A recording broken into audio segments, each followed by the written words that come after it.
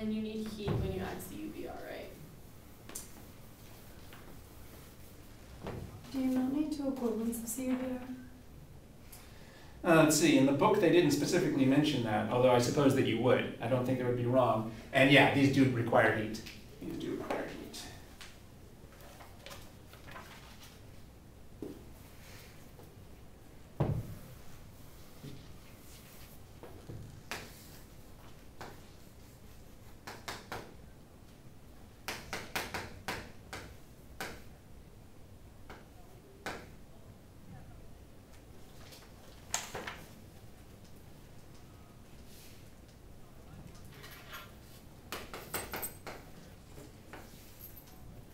There's one more thing that we can do to the diazonium that we need to know about.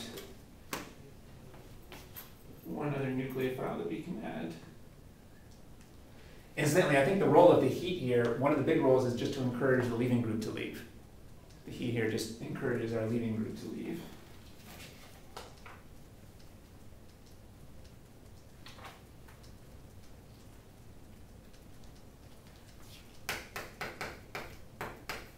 What do you think we would get if we started with the diazonium and added these reagents? And with an OH.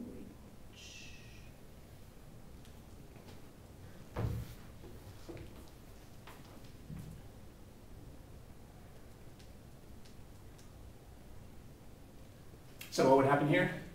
What would be the effect of these reagents on this? The O would attack one of the ends. Now it's actually simpler than that. Remember that the whole point of the diazonium is that this is a leaving group, and the heat encourages it to leave. And it makes a phenol. That's right. So the leaving group will still leave, and now who's our nucleophile? The oxygens. Now we have an oxygen nucleophile. The oxygen will then deprotonate once, and we get a phenol.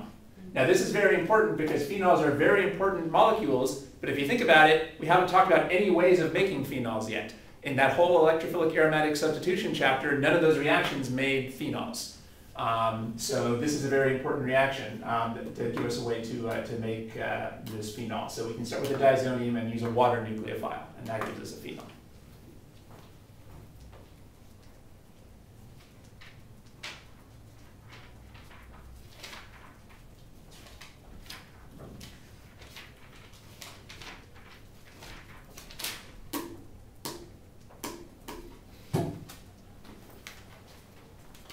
Okay, so here we have a pretty important chart of the different things that can attack the diazonium.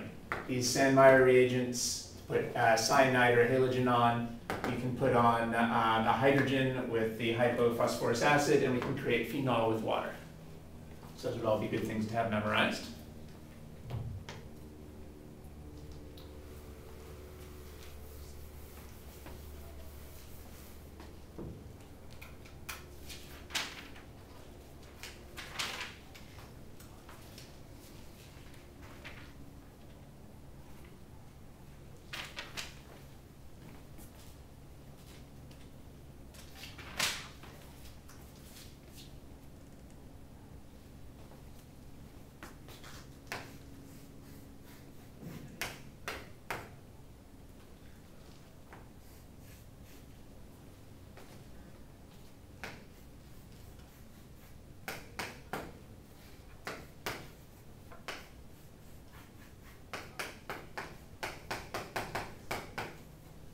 Now there's two different names for this substituent and for this substituent. You guys know what are the different names for this substituent or for this substituent? No. Are just being any. So which of this is phenyl and which is benzyl? Benzyl is the CH2. This would be benzyl, and this would be phenyl. Right. I think we've talked in the past about how this doesn't really seem very logical. It seems more logical to call this the benzyl, because it's just the benzene ring, but somehow historically it's come out. The benzene ring as a substituent is called phenyl. Benzene ring plus a CH2 group is called benzyl.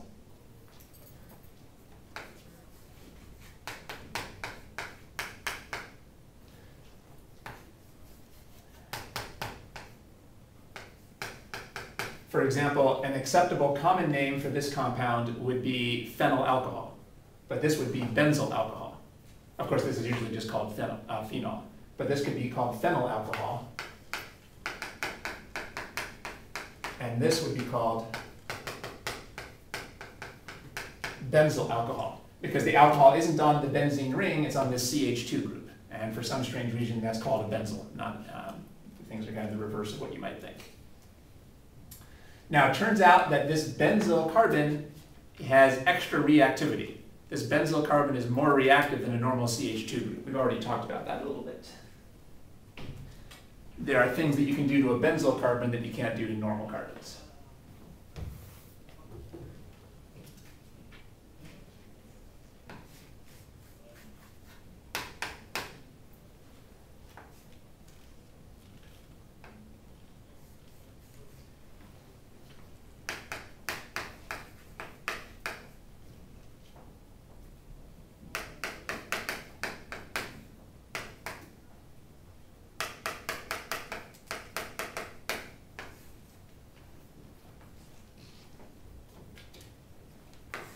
For example, when you're ready, do you know what the effect of hot potassium permanganate would be on these benzylic carbons?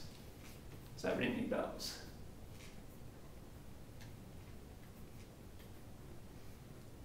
Oxidize. Good, that's a good starting point. This is certainly not a reducing agent, it's an oxidizing agent. Any idea what it's going to oxidize it to? Alcohol. That wouldn't be a bad guess. It turns out, though, that these are so reactive and these are such strong conditions, it's going to oxidize them even further. How could we oxidize it even further than a carbonyl? Carboxylic acid. That's right. Now, actually, I should check to see whether that's something you guys actually covered in this chapter. There's a lot of stuff in this chapter you might not be covering.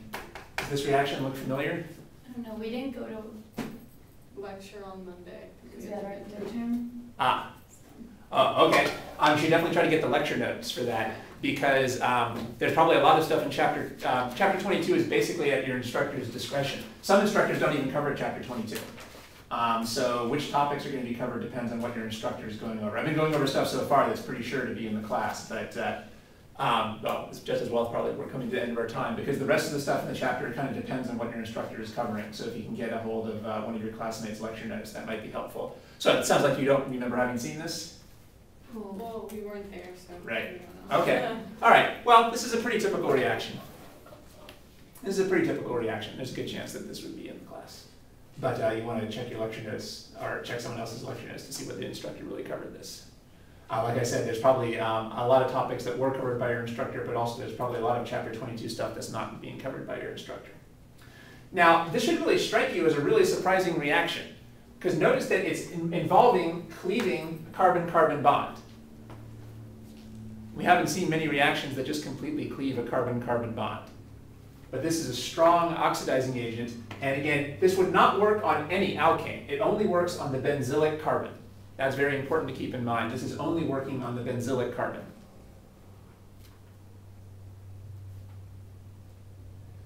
What does it do? It turns all the benzylic carbons into carboxy carbons. This reaction turns the benzylic carbons into carboxy carbons. So we won't go through the mechanism. As far as memorizing, this is very easy. This is turning the benzylic carbons into carboxy carbons. Now, actually, I kind of lied a little bit. This would not be the product from step 1. What would be the correct product from step 1? Only one of them? Oh, no. How does, why? No minus for the Oh, agents. minus, yeah. Yeah, because these are carboxylic acid groups, but we've seen many times that carboxylic acids have two different forms, protonated or deprotonated. Well, the first step was under basic conditions. Since the first step was under basic conditions, the first step would give us the carboxylates. Well, what's the purpose of the second step then? To protonate the carboxylates. Yeah, that's the whole purpose of the second step, because we probably wanted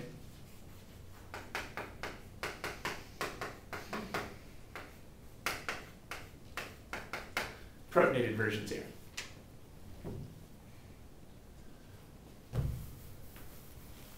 So since we're not going through the mechanism, this is pretty simple. We are, these reagents are oxidizing the benzylic carbons into carboxy carbons, and if there's other carbons attached, they're just completely cleaved off. This extra carbon here is completely cleaved off.